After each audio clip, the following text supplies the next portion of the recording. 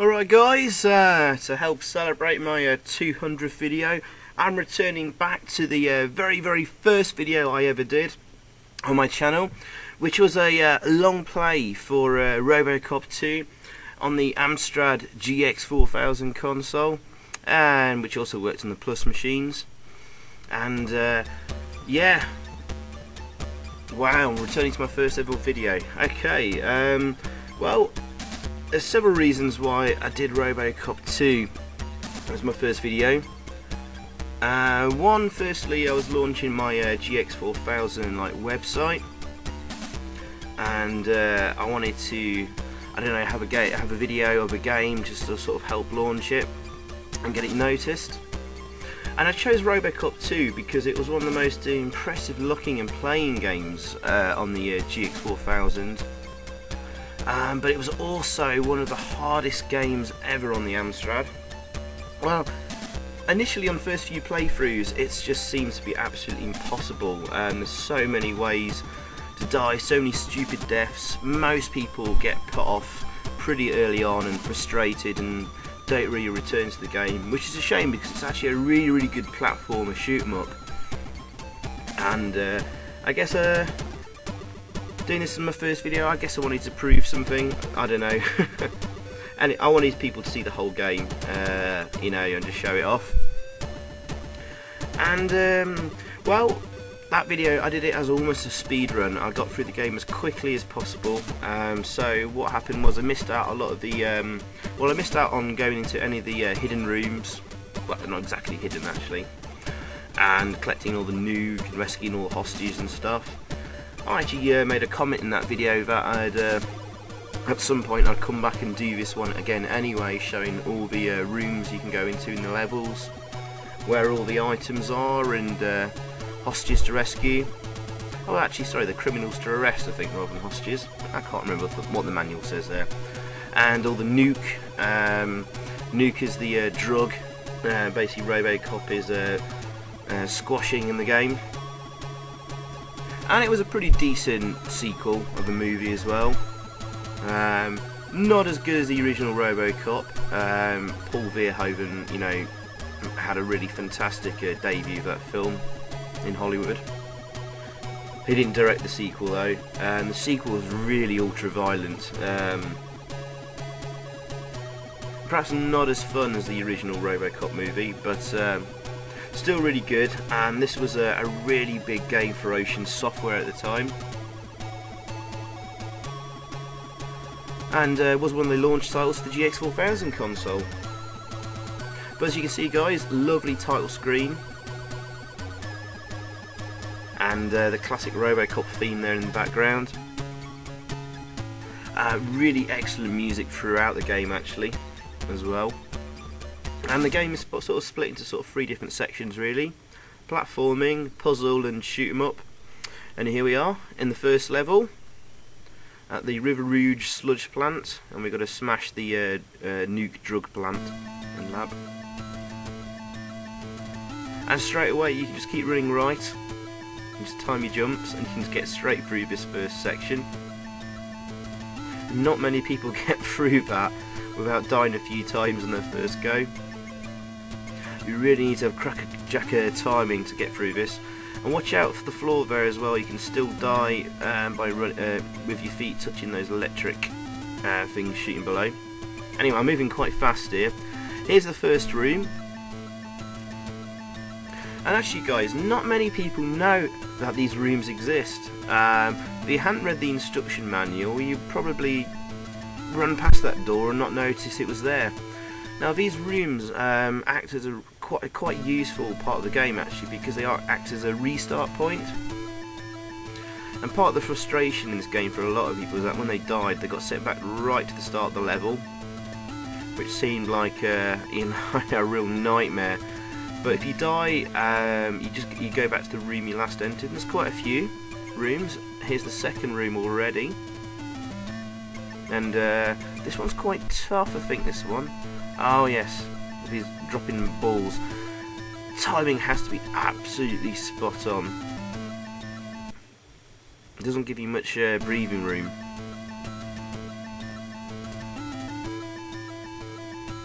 Now, as you can see, we've got some really lovely graphics on the go there.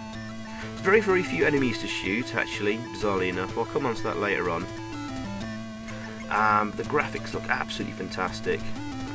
Looks like a 16-bit game. In fact, if I remember correctly, this looks really similar to the Atari ST version.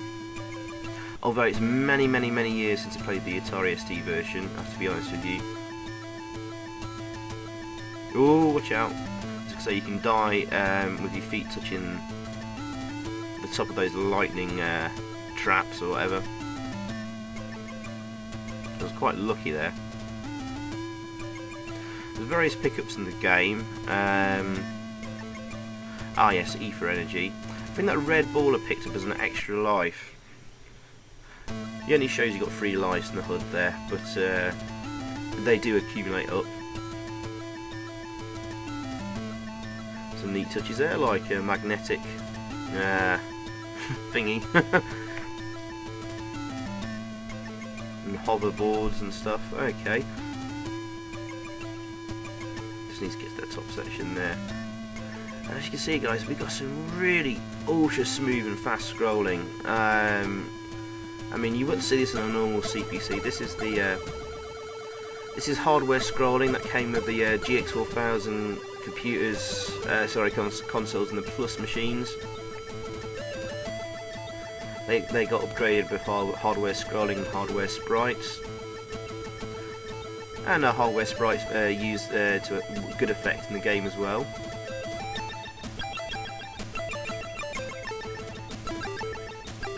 And the music is absolutely fantastic.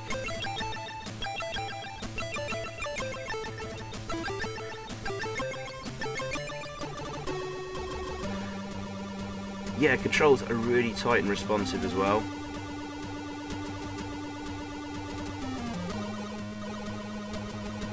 There's absolutely no lag at all, and even when there's an awful lot of stuff going on the screen, there's no slowdown, no problems like that at all.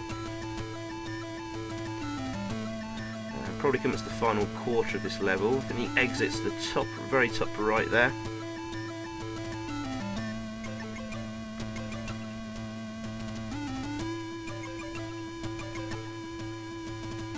There you go. We've got one more room as well, and that's it, just above my head there, to the top left.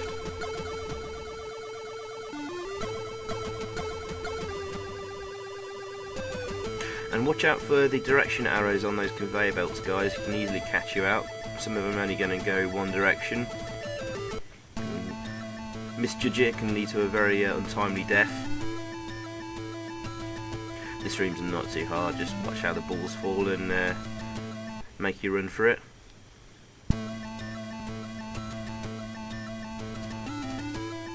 Just time this platform jump very carefully on that lift because it moves slightly faster than the other lifts. And there we go, that is the end of the first level. Gosh, I made it look so simple, didn't I? Yeah, it's not really. It took a lot of practice.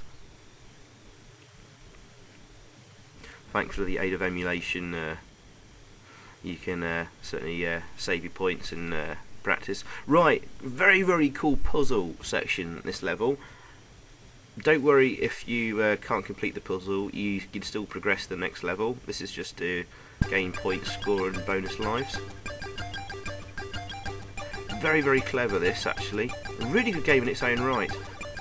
Basically got to collect all the black chips on the level and avoid the chips with the red sort of dot in the middle.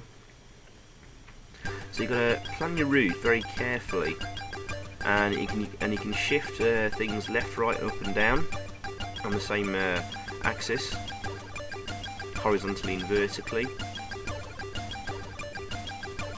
And it can prove actually really quite tricky. Again, a lot of practice on this to get the find the right routes through to collect all the chips. I mean, this one looks like an absolute nightmare.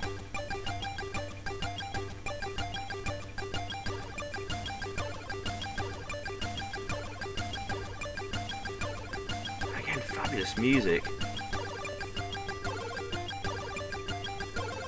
Gonna shift that chip up there, and it'll walk around to the other side.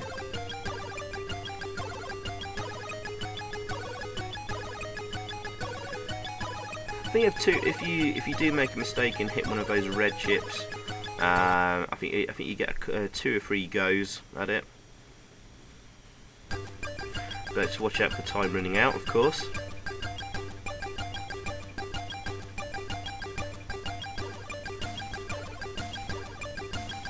Quite fiendish how these have been designed, actually. Actually, this one and the last one are probably the 2 hardest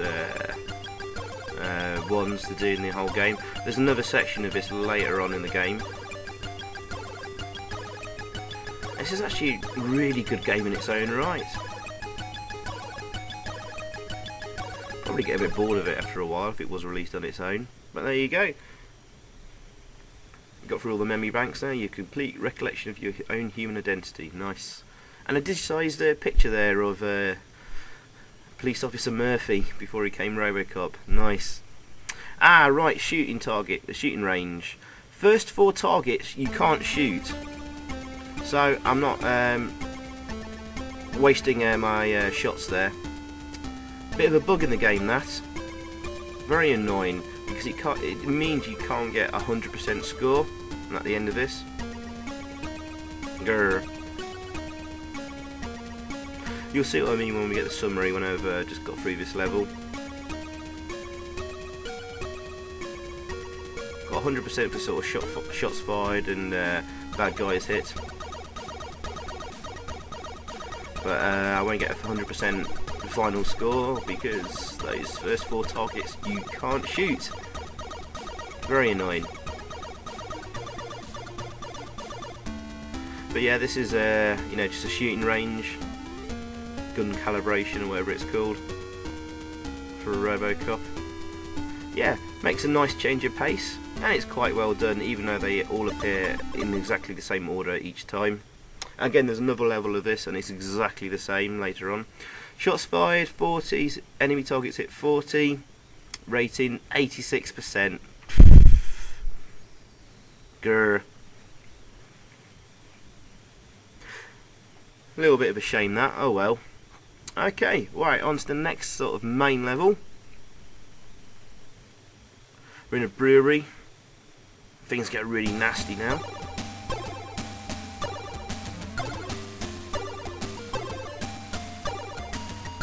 There's hidden traps all over the place.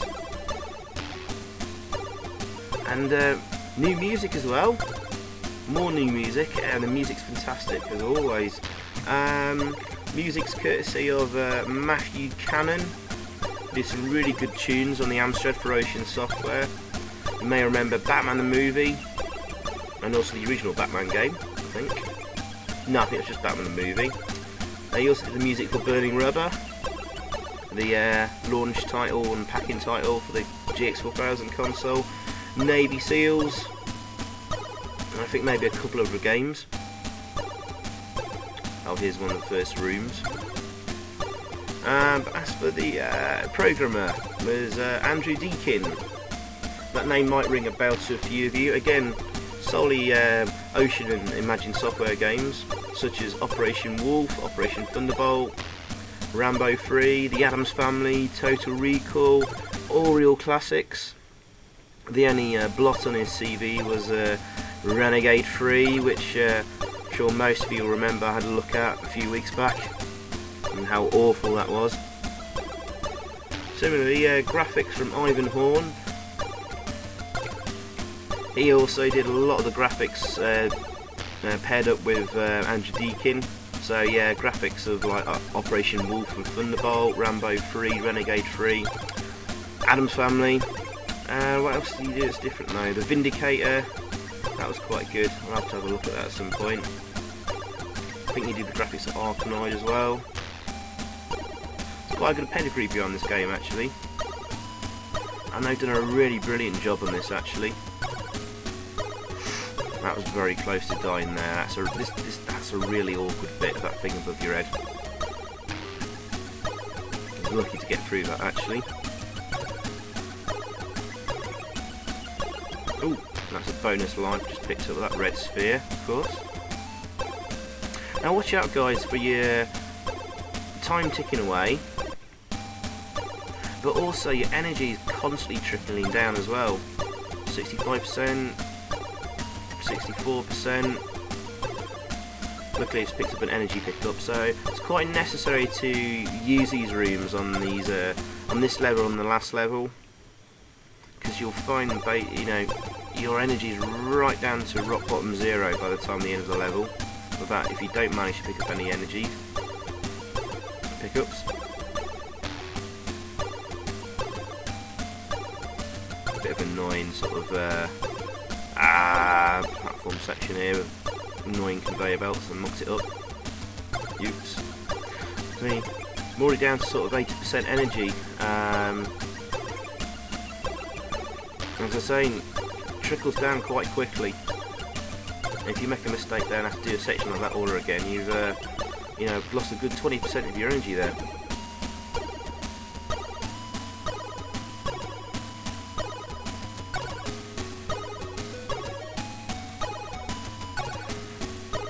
Now, there's not many bad guys to shoot in this, which is a real shame.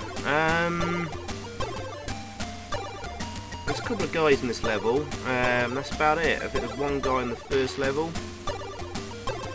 and there's no bad guys to shoot in the final level. And you think like, oh, they reappear though if you come out of the room. It's just the same guy. You would think, being a Robocop game, and given the violence of the movies and stuff, that basically Robocop will be there blasting away at loads of bad guys. And instead, we've got this platforming romp. And I never understood this with Robocop games, apart from Robocop 1 on the Amstrad Spectrum, which didn't feature a jump control at all. When in the movies did Robocop jump? Just once. When did Robocop even just jump in the air? I don't remember. The only time Robocop's feet left the ground was when either he got knocked over, or that stupid jetpack in the third movie. Yep, all the Robocop games seem to be just platforming romps. And Robocop jumps in the air with the grace of a ballet dancer. Yeah, he must weigh an absolute ton. And that section there's a real swine to get to those pickups. I normally avoid it, but I just wanted to show you for the sake of it, because there's a really awkward death to be had there on the section of the floor. Now, there's a guy to arrest above me there. I've no idea how you can get to him, because that floor is a complete death trap all the way along. So, fuck it, I've shot him. Ooh, okay, we're very near the end of this level. Careful timing is needed here, and you need a fair amount of energy, because those red lava balls or whatever can really sap your energy away. We're plenty going into that section. We're on about 37% now. Okay, this is right at the end. Just don't want to muck it up at the final hurdle. Almost mucked up that jump there. There you go. What's that? Level 4. So we've got another puzzle section, shooting gallery section, and then the final platforming level, and then a final confrontation with the Robocop 2 machine, or Kane. Okay, and on this puzzle section we're trying to rediscover our wife's identity. And note, the picture starts slowly appearing in the top right corner, the digitised picture as well, as you pick up more chips. Quite an easy opening, this one.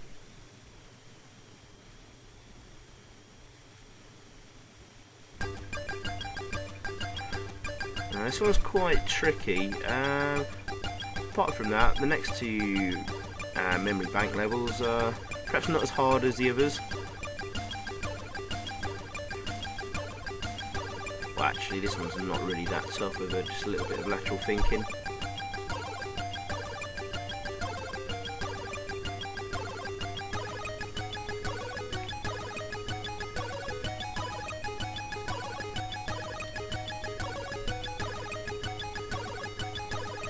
just thinking about that one chip there. To get to. Obviously we can shove it around the top of the screen like so. How do I get to it? Ah, there, of course, like that. It's kind of hard to describe what's going on there when you're sort of shifting sections up, down, or left and right. Better to be playing it. But obviously you get the gist of it.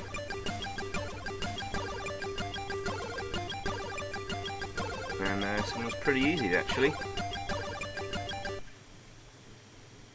And this should be the last memory bank, I think.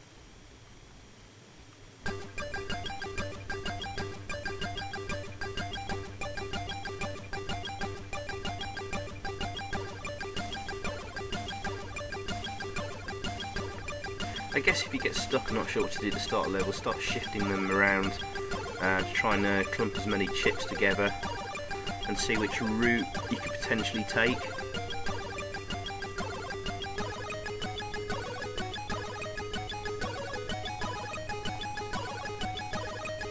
And once you got rid of quite a few quite early on, it should be fairly clear where you're going to go next.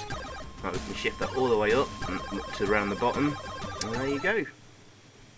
Yay! You complete a recollection of your wife's human identity. Doesn't look too pretty in that picture, to be honest. Anyway, shooting gallery time. This time, the first 3 targets you can't shoot instead of the first 4.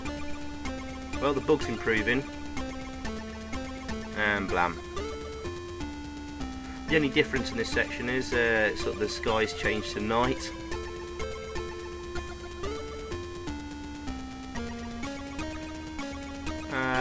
And they all appear in the same set pattern each time. But it plays rather nicely. Certainly the crosshair moves very smoothly. Sometimes getting that just a little bit of precision, just moving that much to the left or the right, can be a little bit awkward.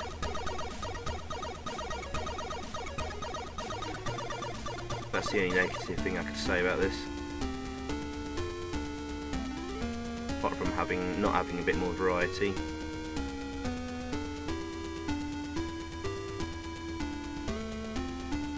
Great music again though.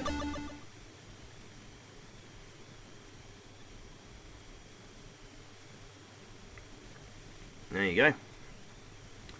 41, only 89%. Oh, yeah, whatever. Okay, right. On to the final main level. Civic Centrum building. And the security in this building has gone absolutely haywire. See a lot of robots appearing in this game, in this level, which didn't in the movie. And you got things firing rockets out as well. Rather strange building this then.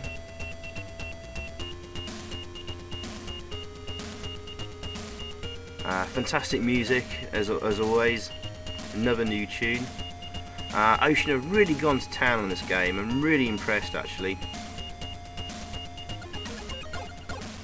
And I think once you've played through this a few times and got used to sort of the level layouts and stuff, this game presents a really good challenge, and it's a game I come back to every now and again just to see if you know, give it a few months and then see if I can still blast through it.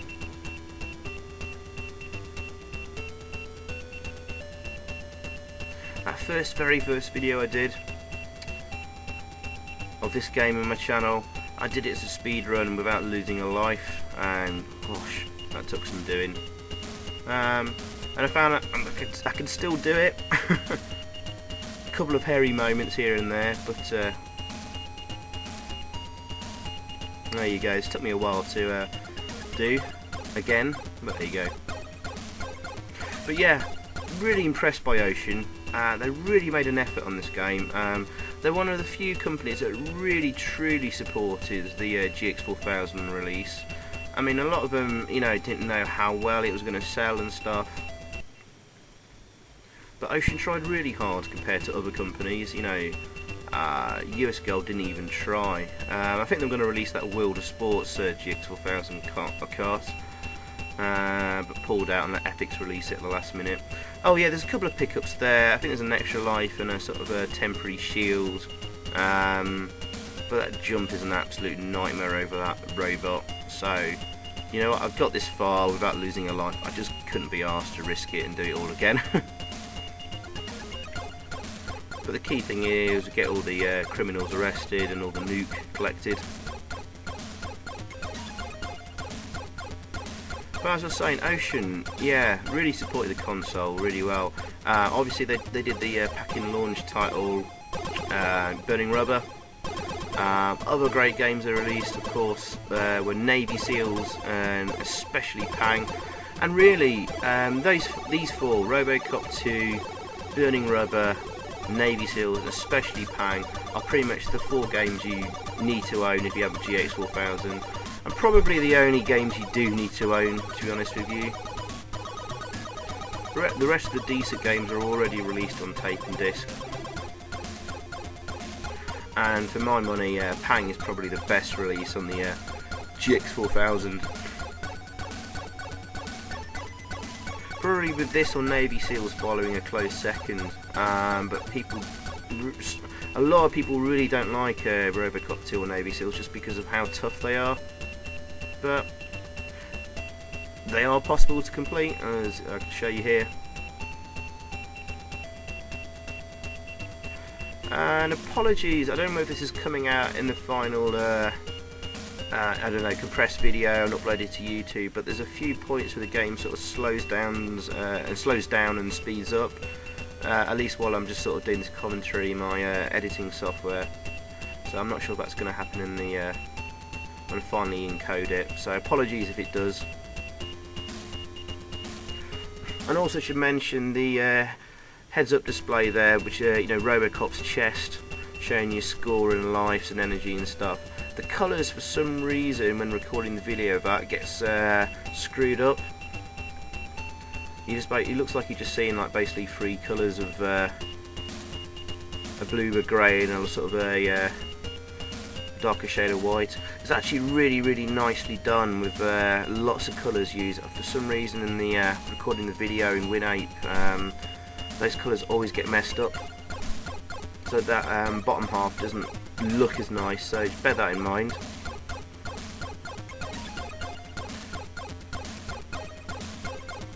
But yeah, I really like this game a lot. I understand if you hate it because of just how tough it can be, but I feel like I'm going to give this game a 9 out of 10. Maybe a 9.5, but I think I'd be pushing it really. 9.25 as a compromise. It's great stuff, definitely. I just wish there was more sort of like Robocop shooting and blasting and blowing things up. I think they missed a trick there, along with, you know, not having perhaps a, I don't know, maybe a driving section. I mean, Robocop does drive that police car about. And I think in the Robocop 2 he even gets on a motorbike. That would have been nice to have a sort of a motorbike section. But they've put a heck of a lot of effort into this game. I think the only disappointment is the final boss battle, which we're about to start now. I guess the giant Robocop 2.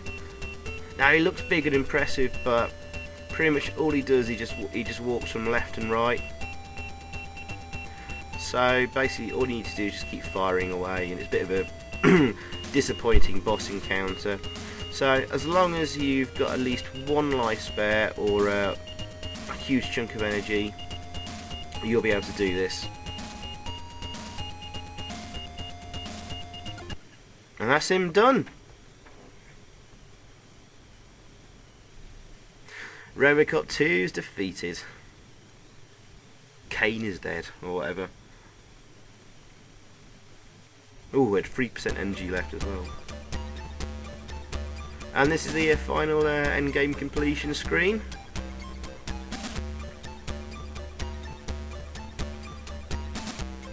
That looks very nice. Would have been nice to have sort of Robocop 2 sort of blowing up with explosions and stuff like that, just to add a little bit of, I don't know, excitement to completing what is a really tough game. But hey, at least it has some kind of ending.